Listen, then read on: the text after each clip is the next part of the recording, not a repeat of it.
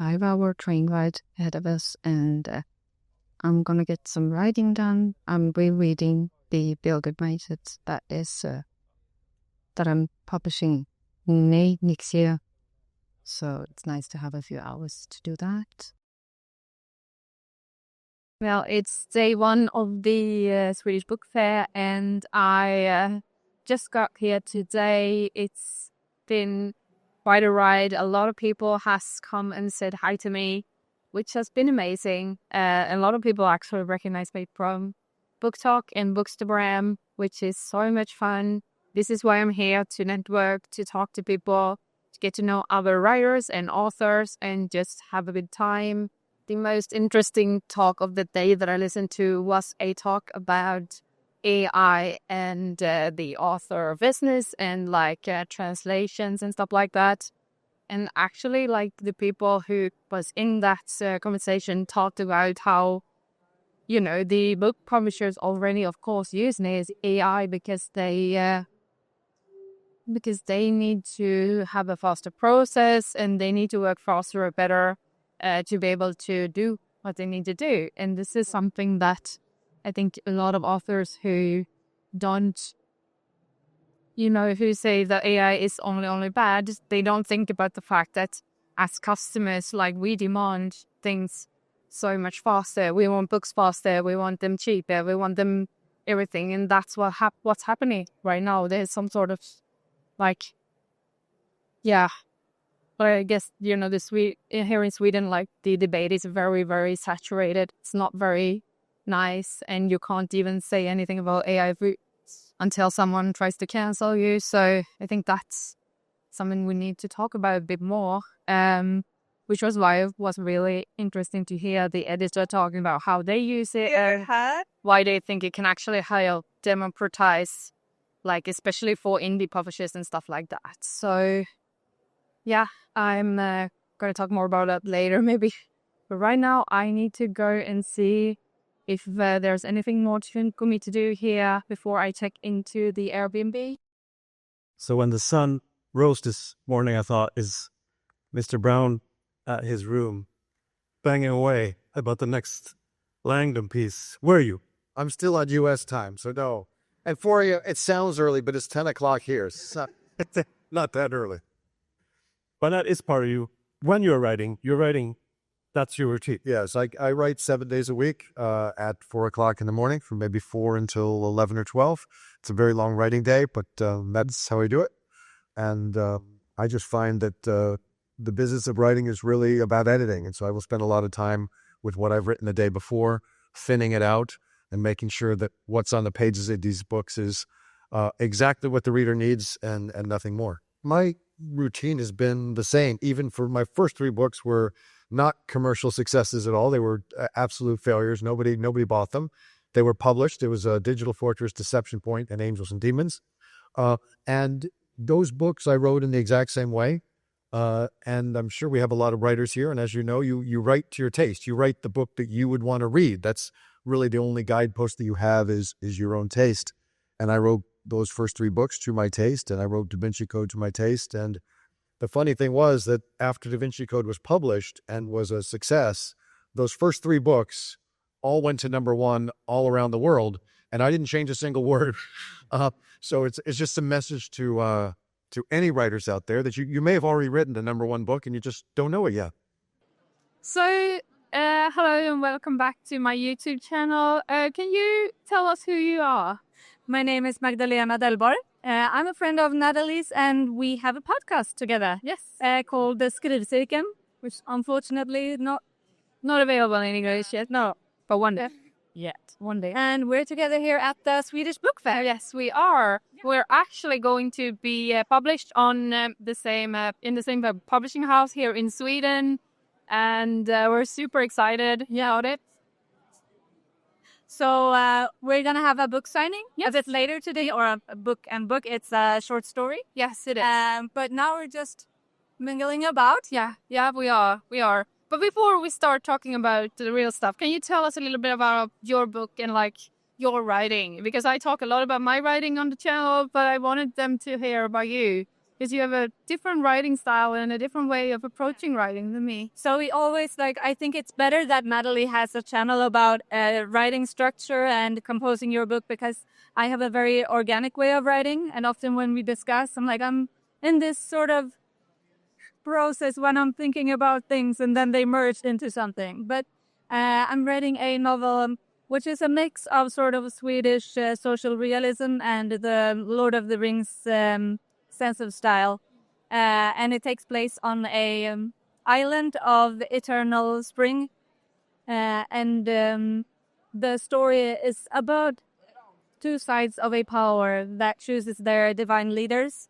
And when only one leader comes, they have to ask themselves the question how far they are willing to go to follow that leader, and whether that leader is truly perfect, or if they, want to start questioning her. Yeah. This is so interesting. And I wanted to talk about some things that we've heard about the writing business and book business here in Gothenburg.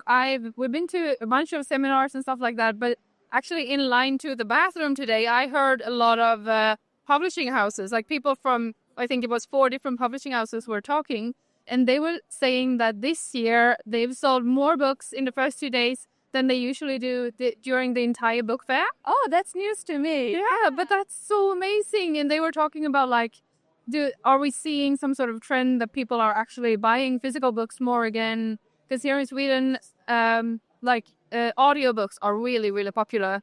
Ebooks not so much. So it's a bit different than internationally. But yeah, this is such an amazing trend, though. I was so happy. Yeah, it was nice to hear, because I think last year my picture of it was that a lot of people came and just looking at books, and maybe this year we worked up with TikTok and everything. Everybody's charged up to actually buy books this year, so that's nice. Yeah, but I also think that a lot more publishers are actually trying to do special editions and stuff like that, and that is one thing that may be doing so that people are buying more books, because that's why I'm started buying more books, because I want them as a collectibles in my bookshelf, because it's so pretty. Yeah, and that's the amazing thing, that when we're publishing our books, they will be the sort of special edition style. And I think that's so important, because when you go around at a book fair too, your eye is always searching for special editions and things that you don't think you would find anywhere. So yeah. Have you seen any other trends or things that are happening this year at the book fair? We were recording an episode for the podcast this morning, and then we were talking a bit about, because sci-fi fantasy is a bit off in Sweden. We have the sort of science fiction and fantasy alley at the Swedish BookFair, but I think this year what I was thinking about was that romance now doesn't really have a part of the book fair. It's all everywhere at the book fair, and sort of there has been a process ongoing that from being niche, romance has sort of bled out into other parts of the book fair, and I was sort of maybe that's about to happen with fantasy too. It's maybe we're going from having a corner at the fair to spreading out and being a bit everywhere. And it's happening now with translated authors, the big powerhouses in Sweden really want to give out American and English fantasy, but hopefully we'll see that with the Swedish books too. Yeah, I really think so. And I feel fantasy is getting more and more people are actually asking about fantasy, and it doesn't always have to be Lord of the Rings style. It can be anything. It can be just a little bit of magical realism or whatever. So this is really great for us, right? Because that means that, the more people that buy it, the better. It's getting louder and louder here. So yes, it is. But now I think we're going to enjoy the fair together. Yes, we are. You get so exhausted by being here, but it's also so fun. Yes, it is. Yeah. Briefly speaking, I write an outline that it's not really, I always think outline is not a great word for it, because it seems to make it sound like it's more organized than it really is. But I begin with a sort of character exploration, because I really like to get to know the characters before I start even plotting. I probably know the premise, maybe how they're going to meet. And then I start writing stuff about the characters, because I need to know pretty much everything about them. I want to know everything that happened to them before page one. and I'll write this down, and a lot of it won't even end up in the book. But because I know it, I think it just helps me to feel like they're more real, more three-dimensional. I could do more with it. And then eventually when I kept that down, then I start plotting the book, and I come up with this document, and that I start writing it. And I'd say that I stick to the outline maybe 75%. It's not a perfect outline.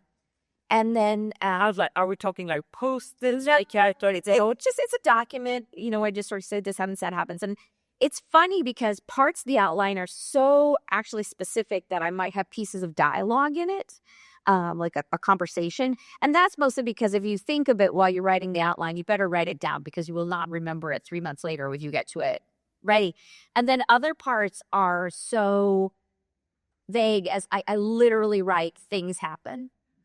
Because I know I'm here, I know I have to get to here, and I really don't know yet how. And if I sit and try to figure it out, we're running the outline, I'm never going to get the outline done. So that's one of those things I'll be like, I'll figure this part out later. Yeah.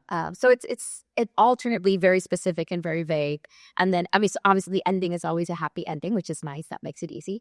It doesn't make it easy. I'm just going to say, no. Let me clarify. It makes that one decision easy. And then, I start writing, and as I am somebody who edits as I go along. So I'm constantly every day kind of go back. And what that means is when I finish, I'm pretty close to done. I don't do a first draft and then go back because I'm constantly doing this and constantly publishing and adding. I tend to write spared to begin with and add more layers rather than the other way around. And, I've tried to power through a first draft, like get it down and go back, and I just can't. I can't stop myself and go back like, I can, craft this a little better. So it's just constantly. Everybody has their own process, and it can take a while to figure out what your process is, but just because it's not someone else's doesn't make it wrong. So